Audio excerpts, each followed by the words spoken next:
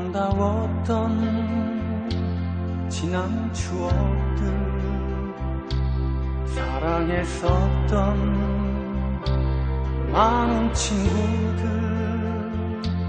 멀고도 험한 고난의 길, 나 이제 말없이 주님을 위하여 떠나야지. 수없이 많은 사람들 위해 당신이 바친 고귀한 인생, 영원히 당신과 함께 있고파 사랑의 십자가를 맞이하네.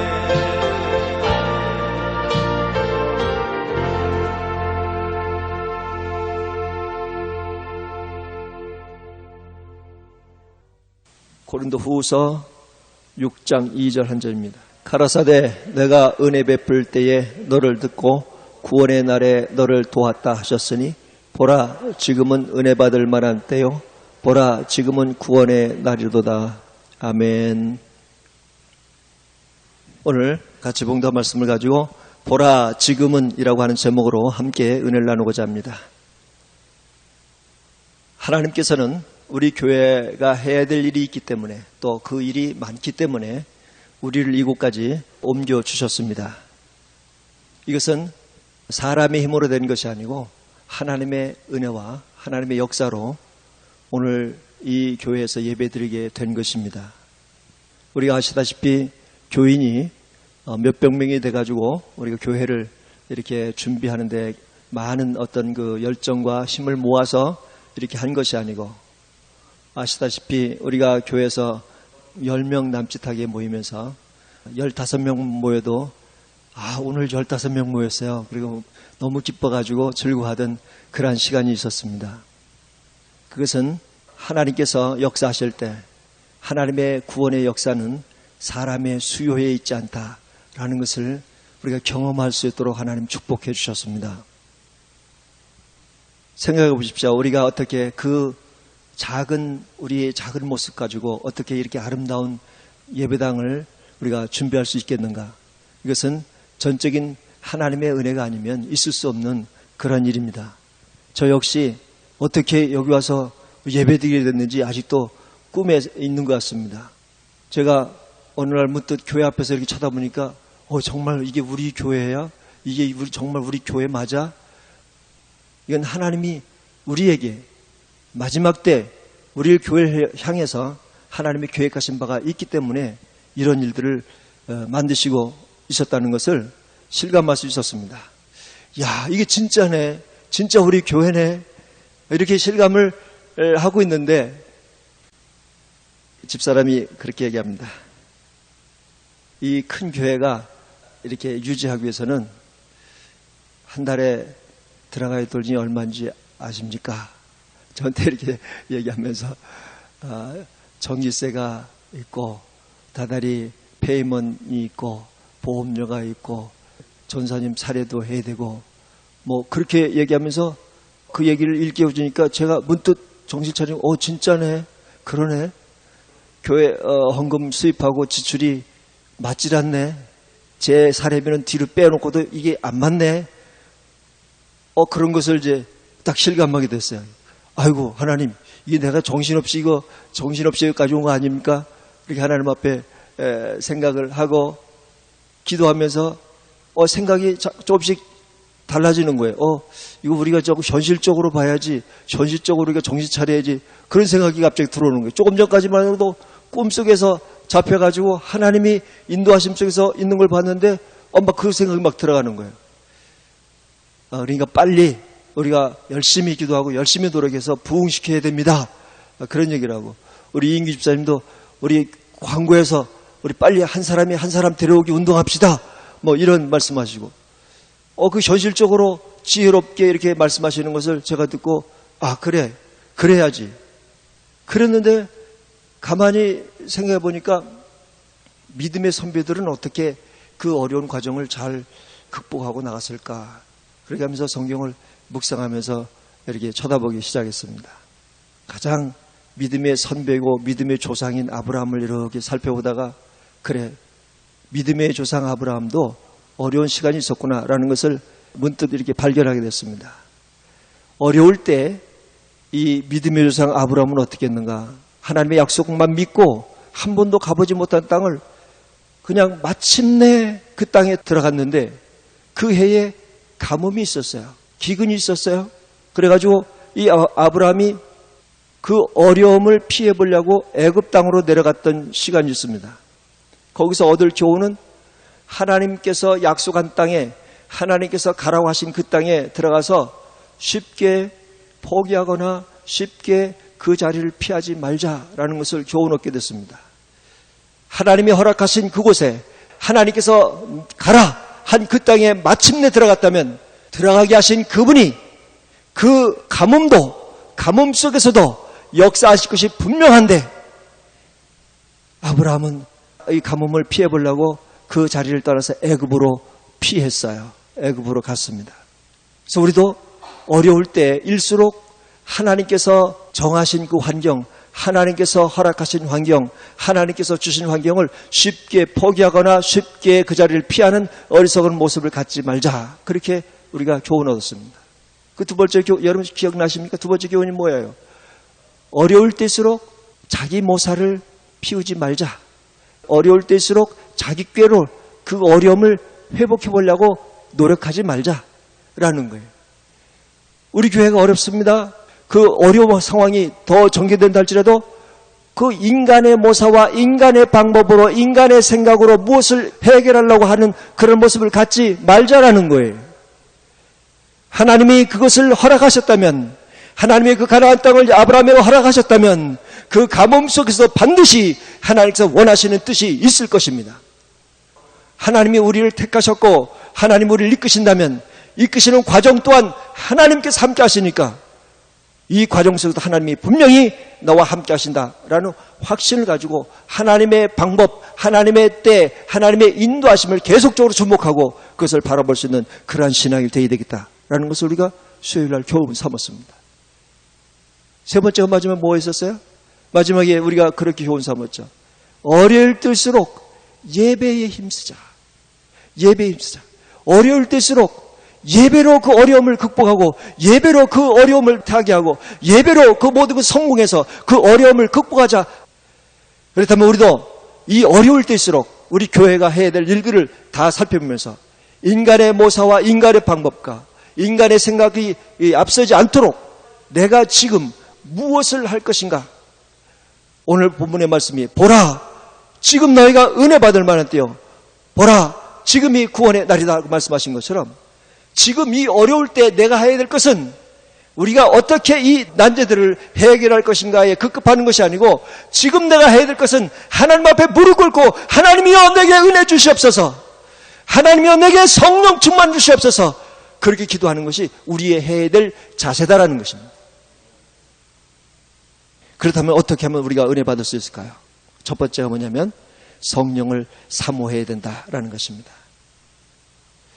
성령에 대해서 이렇게 사모해야 되는데 성령에 대해서 무지하니까, 성령에 대해서 알지 못하니까 사모하는 마음도 없어지게 되죠. 성령님이 어떤 분이냐, 성령님이 과연 나에게 어떤 존재야, 어떻게 나에게 역사하시는 분이야 라고 하는 그 지식과 아는 것이 없기 때문에 사모하는 마음 또한 결례되고 있다는 거예요. 성령님은 예수님이 십자가에 몸 찢어 피 흘려 주시고 죽은 지 사흘 만에 부활하신 후에 승천하신 이후에 지금 그때부터 주님 오시는 그날까지 이 땅 위에 믿는 자들에게 역사되어지는 하나님의 영이십니다. 그러므로 그 영이 우리와 함께 하시지 않으면, 그 영이 우리에게 충만히 역사하시지 않으면 우리가 예수가 그리스도라고 하는 것 사실에 대해서 알지도 못하고 인정하지도 못하고 고백하지도 못하고 예수를 구세주로 영접하는데 결정적으로 역사하시는 분은 성령님이시라는 사실을 기억하고 성령의 도움 없이는 우리가 한시도 살아갈 수 없음을 고백하는 것입니다. 그래서 성령 그 하나님이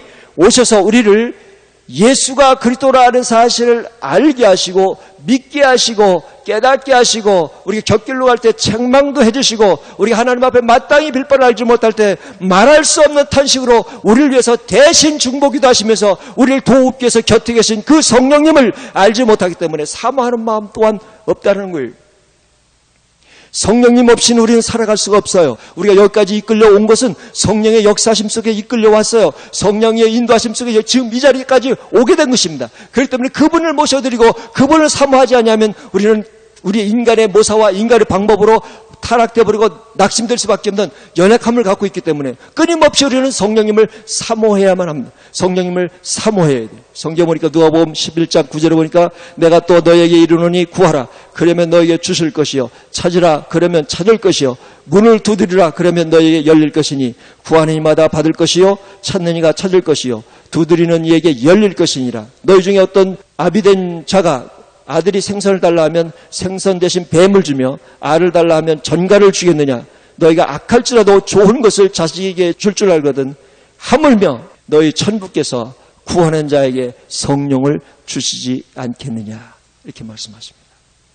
구하기만 하면 우리는 성령을 받는데 구하지 아니해서 성령을 받지 못하고 살고 있다는 것입니다.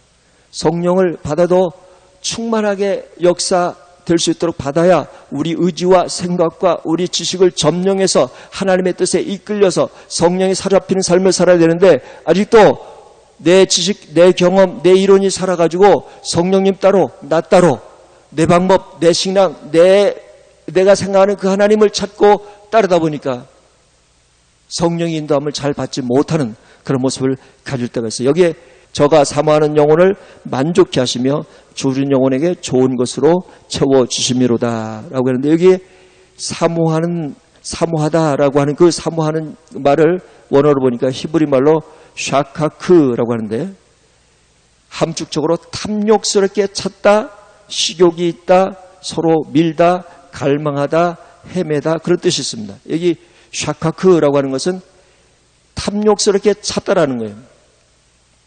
돈에 탐욕이 있는 사람은 돈을 벌기 위해서 밤잠도 안 자고 먹을 것도 제대로 안 먹고 투잡, 뜨리잡 뭐 그냥 끊임없이 돈을 위해서 열심히 삽니다. 탐욕스럽게 찾다. 여러분 돈보다도 더 하나님을 더 귀하게 찾으셨습니까? 돈을 벌려고 할 때는 밥을 안 먹으면서까지도 열심히 돈을 벌려고 하는 그런 탐욕하는 마음이 탐심하는 마음이 정말 주님을 찾기에 그렇게 탐심하는 마음이 있었느냐 그런 얘기예요. 그런 마음이 있었느냐 그거예요. 밤잠을 안 자면서까지 성령님을 사모하면서 그렇게 찾았냐고요. 샤카크라고 하는 뜻의 두 번째 뜻인 식욕이 있다는 식욕이 있다. 식욕이 왕성한 사람은 그 식욕을 충족시키기 위해서는 어떤 방법으로도 막 먹으려고 애를 씁니다. 멀리 있는 데서 맛있다 그러면 거기까지 찾아가서 먹죠. 밥 한 끼 굶으면 큰일 날 줄 아는 그런 마음을 갖고 살았는데 성령님 없이 여러분 얼마나 많은 시간을 보내셨습니까? 성령님을 그만큼 찾으셨습니까? 그만큼 사모했습니까? 먹는 음식보다도 성령님을 더 찾고 더 간절히 매달려야 되는데 먹는 음식 뭣도 못하게 성령을 그렇게 대했다면 오늘 이 시간 우리는 회개해야 합니다. 하나님 앞에 회개하는 모습을 가져야 합니다. 샤카크라고 하는 세 번째 뜻이 뭐냐면 서로 밀다. 그런 뜻이 서로 밀다. 밀다라는 것은 어떻게 해서라도 밀고 내가 얻는 것을 얻기 위해서 상대방을 밀어버리는 걸 얘기합니다. 엊그제 LG 회사에서 G2 폰을 나눠줄 때 풍선 속에다가 그 G2 폰 교환권을 풍선 속에 넣어가지고 날려보내면 풍선 속에서 그걸 꺼내와서 가져오면 폰을 바꿔준다고 그렇게 하는 그 행사를 했어요. 그래가지고 그 행사를 진행하는 자가 그 풍선을 들고 나오다가 그냥 사람들이 쫓아와가지고 밀치고 그걸 풍선을 한 사람이 3개씩 가지고 2개씩 가지고 이런 바람에 8명인가 막 다쳤대. 찢기고 막 넘어지고 그래가지고 밀치고 그것을 자기 것을 빼앗았다는 거죠. 여러분 성령님을 그만큼 얻으려고 성령님을 그렇게 사모하는 마음으로 상대방보다도 내가 더 먼저 더 빨리 내가 성령님을 사모하고 모시는 마음을 가지고 밀치는 마음이나 가졌습니까? 얼마큼 여러분 성령님을 사모하셨습니까? 이 샤카크라고 하는 것은 갈망하다, 헤매다 그런 뜻도 있습니다. 여러분, 성령 충만 받으려고 얼마나 갈망하고 얼마나 헤매면서 성령님을 사모했습니까? 정말 다른 사람보다도 더 열심히 하나님을 찾고 성령 충만을 위해서 찾는 그런 모습을 갖는 것이 사모하는 마음입니다. 그래서 저가 사모하는 영혼을 만족케 하시며 줄인 영혼에게 좋은 것으로 채워주심이로다 그랬습니다. 제가 도남동 살 때인데 삼각산에 많은 사람들이 성령 충만 받으려고 그 밤에 삼각산 꼭대기 가서 밤이 맞도록 막 부르짖는 사람들이 많았어요. 우이동 북한산 쪽으로 막 골짜기를 찾아서 올라가서 그 꼭대기에서 막 기도하던 그런 시절이었었는데, 그때 기도할 때마다 어떻게 하면 저 사람들보다 내가 더 성령 충만 받을 수 있을까? 어떻게 하면 저 사람보다 내가 더 하나님 앞에 은혜를 더 받을 수가 있을까? 그런 마음이 가득 차가지고 밤에 이렇게 잠자는데 비가 내리더라고요. 그래서 야, 이때에 저 사람들은 못 올라올 것 같아.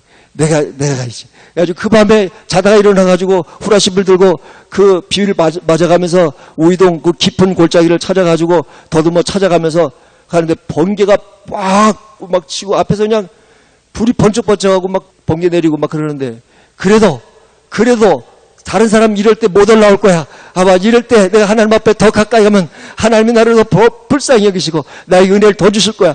그런 마음에 그냥 후라시불 하나 들고 그냥 꼭대기를 기어 올라갔어요. 기어 올라가지고 조금 낮은 데서 하면 덜 주실까봐 또 높은 꼭대기까지 찾아 올라가가지고 막 기도했어요. 막 하나님 앞에, 하나님 내게 은혜를 주세요. 내게 성령 충만을 주세요. 내가 지금 여기 와 있어요. 저예요. 창옥이에요. 저예요. 그렇게 하나님 앞에 부르짖어 막 기도했어요. 한참 기도하는데 막 우박이 막 또 쏟아져가지고 막 얼마나 우박이 크니 막 안 되겠더라고요. 나와가지고 또 밑에 내려가가지고 숨었다가 그쳐가지고 또 올라가가지고 또 기도하고, 새벽에 비는 잔뜩 맞아가 추워가지고 그냥 신발은 지걱지걱 소리 나는데 다 젖어가지고 제대로 걷지 못하고 이렇게 우이동 골짜기에서 내려오니까 방범대가 간첩인 줄 알고 잡아가지고 경찰서를 끌고 가가지고 주민등록 다 확인해가지고 거기서 다 새벽 쳤다고 집에 오곤 하던 그런 시절이 있었습니다. 얼마나 성령님을 사모하고 지냈습니까, 여러분?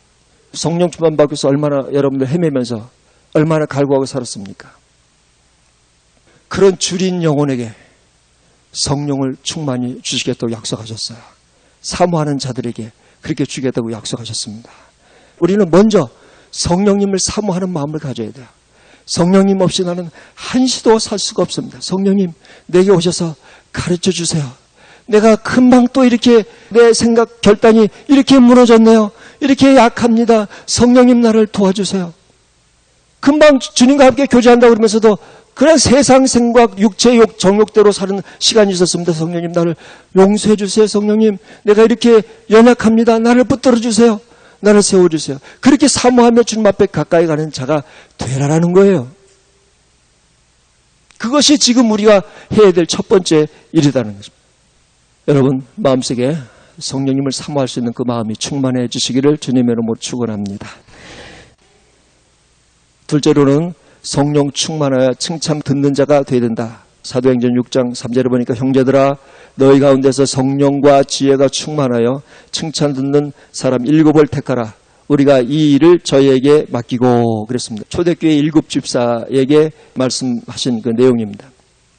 성령 충만해서 지혜가 충만한 그런 자들을 택해서 집사의 직임을 주었고 그 집사의 직임을 잘 감당했습니다. 그것이 조금 지나가서 6장 10절에 보면 스데반이 지혜와 성령으로 말함을 저희가 능히 감당치 못하며 라고 하는 것처럼 스데반 집사도 성령이 충만해서 예수가 그리스도인 것을 담대하게 증거하고 그 변론하는 일에 반론할 수 있는 자들이 입을 다 막아버릴 수 있는 그 지혜가 이 스데반에게 있었어요. 그러다 보니까 도무지 안 되니까 스데반을 잡아다가 돌로 쳐서 죽이는 그런 일을 당하게 되죠.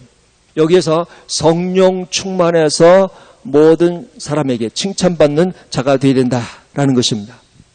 여러분 우리가 나가서 복음은 때를 얻든지 못 얻든지 전하는 것입니다. 그러나 전도는 그 모양새가 좀 다릅니다. 전도하는 사람들은 전도받는 자들이 전도하는 사람의 모습을 보고 교회에 나오게 되는 첫 번째 과정이 있습니다. 그렇기 때문에 먼저 우리가 하나님 앞에서 성령 충만하고 하나님과 사람 앞에 칭찬받는 모습이 되어져야 교회가 부흥되어져 가고 하나님 앞에 칭찬받는 그런 모습을 가질 수가 있다는 거예요.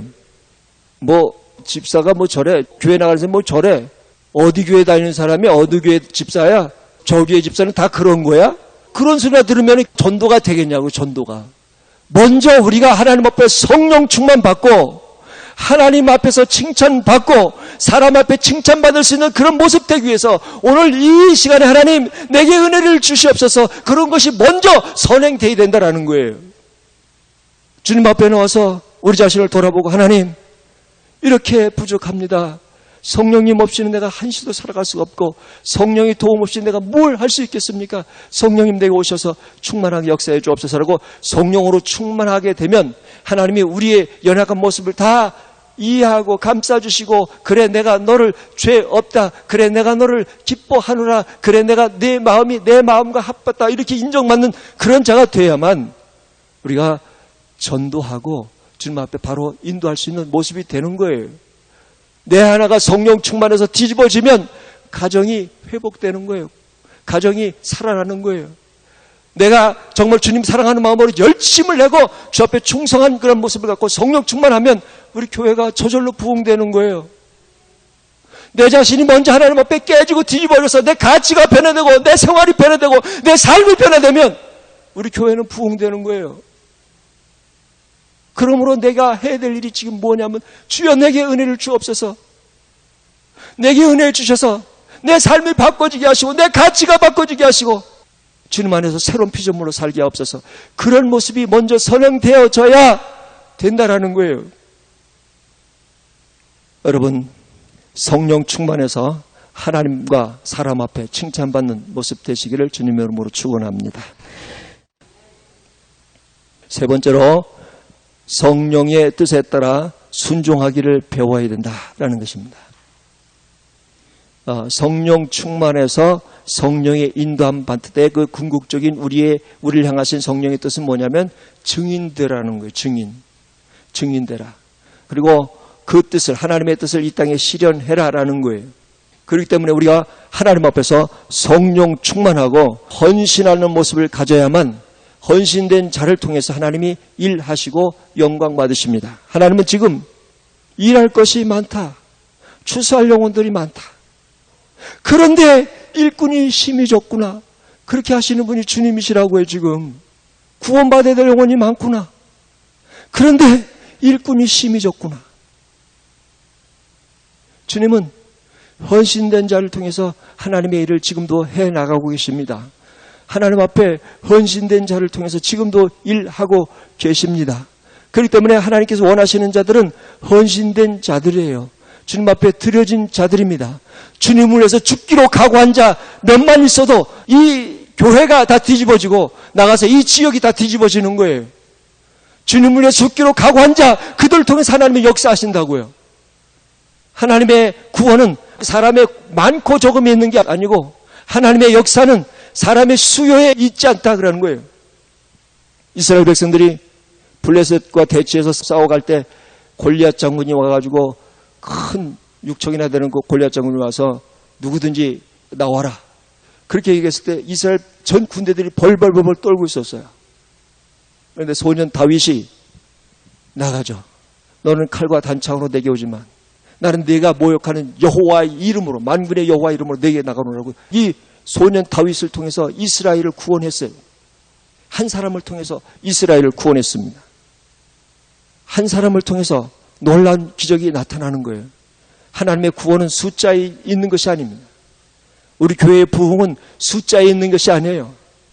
주님을 위해서 진정 헌신된 자가 있다면 그 헌신된 자를 통해서 우리 교회는 부흥되게 되는 것입니다. 사도 바울 보십시오. 사도 바울도 성령이 충만해가지고 성령의 인도함을 받게 됩니다. 아시아에서 복음을 증거하려고 하는데 예수의 영이 허락지 않았다. 성령께서 그곳에 복음을 전하는 것을 허락하지 않았습니다. 복음은 때를 어떻든지 못 어떻든지 누구에게든지 언제든지 시간과 장소에 구애 없이 복음이 증거돼야만 마땅함에도 불구하고 성령은 그것을 허락하지 않았다는 거예요. 왜 그랬을까요? 성경에 보니까 마태복음 7장 21절에 나더러 주여 주여 하는 자마다 천국에 다 들어갈 것이 아니요 다만 하늘에 계신 내 아버지의 뜻대로 행하는 자라야 들어가리라. 그날에 많은 사람이 나더러 이르되 주여 주여 우리가 주의 이름으로 선지자 노릇하며 주의 이름으로 귀신을 쫓아내며 주의 이름으로 많은 권능을 행치 아니하였나이까 하리니 그때에 내가 저에게 밝히 말하되 내가 너희를 도무지 알지 못하니 불법을 행한 자들아 내게서 떠나가라 하시니라. 그래서 주의 이름으로 귀신도 쫓아냈어요. 병든 자를 나사렛 예수 이름으로 막 일으켰습니다. 기적을 많이 행했어요. 그런데도 주님은 나는 너를 도무지 알지 못한다. 불법을 행한 자들아 내게서 떠나라. 이렇게 하셨어요. 이게 무슨 말씀이에요? 어떻게 된 일이에요 이게? 여러분 복음 전한다고 여러분 많은 사람들도 주님 앞에 인도했어요. 주님 앞에 인도하고 나가서 열심히 복음도 전했어요. 그런데 어느 날 주님이 말씀하실 때 불법을 행한 자들아 내게서 떠나라. 그런다면 여러분 어떻게 하시겠어요? 아니 주님 그게 무슨 말이에요? 내가 예수 이름으로 복음도 전하고 지나가는 사람도 붙들어다가 예수 믿으라고 갔다 교회에다 앉히고 그래서 그 사람이 정말 구원의 감격을 누리며 기뻐하는 것을 내가 봤잖아요. 그런데도 불법을 행한 자들아 내게서 떠나라. 아니 이게 무슨 말이에요? 하나님의 뜻대로 순종하는 것이 하나님의 뜻대로 순종하는 것이 그런 일을 행하는 것보다 더 나은 거예요. 하나님의 뜻대로 순종하는 것이 아시아의 복음을 증거하려고 바울이 그렇게 했는데 성령은 허락지 않았어요. 예수의 영이 허락지 아니하였다. 그런데 두아디라 성의 그 자주장사 루디아에게 복음을 전할 수 있도록 그 사도 바울을 끌고 거기 갔어요. 복음을 증거해가지고 그 여인으로부터 하나님의 역사를 나타내는 과정이 성령님의 뜻이었어요. 그런데 우리는 이렇게 하면 하나님이 기뻐하실 거야. 이거는 틀림없이 하나님이 기뻐하실 거야 하고 자기가 생각하는 자기 주관적인 자기 관념 속에 있는 하나님, 자기 이론과 자기 철학을 초월하지 못하는 그 속에 있는 그 하나님을 바라보고 하나님은 아마 이럴 거야. 하나님이 이거 기뻐하실 거야 하고 자기 중심 속에서 자기 하나님을 믿는 자들에게는 불법을 행한 자들아 내게서 떠나라. 이렇게 하신다고요. 그때 그 시간에 성령께서 지금 어떻게 나를 이끌고 있는가를 잘 살펴서 거기에 순종하며 살아야지. 내 생각, 내 방법, 내 신앙, 내 주관대로 살아는 그것이 옳은 게 아니고 진정 우리는 하나님 앞에서 성령 충만하고 성령의 뜻대로 순종하기를 배워가야 합니다. 아버지 할 수 있거든 이 잔을 내게서 지나가게 하옵소서. 그러나 나의 원대로 마옵시고 아버지의 뜻대로 되기 원합니다라고 죽기까지 복종하셨던 그 예수님의 모습을 닮아가지 않고는 우리는 어느 날 버리움을 당할 수도 있다는 거예요. 그러므로 하나님 앞에 우리는 경외하는 마음, 두렵고 떨리는 마음으로 삼가할 것을 삼가하며 예를 차리며 주님 앞에 가되 하나님 나 이렇게 하나님을 섬기고 싶어요. 이런 것을 이루고 싶어요. 하나님 이렇게 하고 싶어요. 이렇게 되기를 원합니다. 그러나 내 생각대로 마옵소서.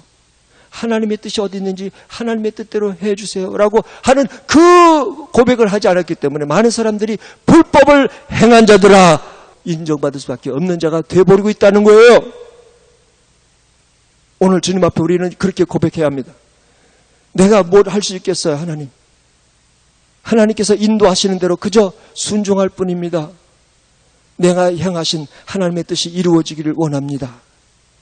하나님 어떻게 인도하시든지 내가 그대로 순종하며 살겠습니다.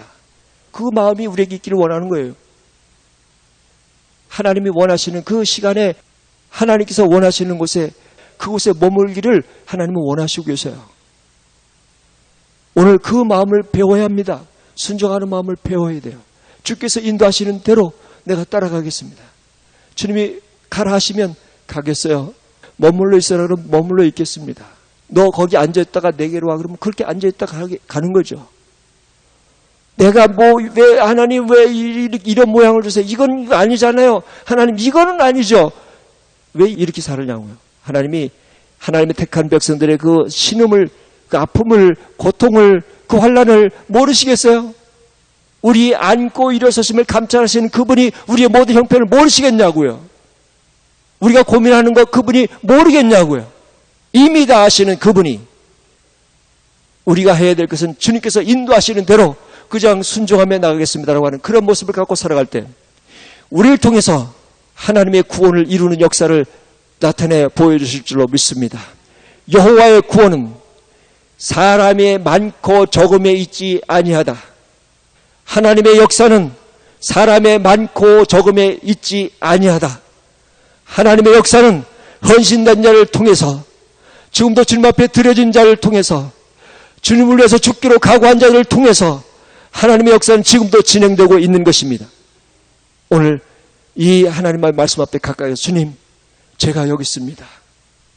주님, 제가 주님 앞에 드려진 삶을 살게 하옵소서. 주님, 제가 여기 나와 있습니다. 나를 사용해 주옵소서. 그렇게 고백할 수 있는 그 신앙 있어 주시길 주님의 이름으로 축원합니다. 기도하십시다.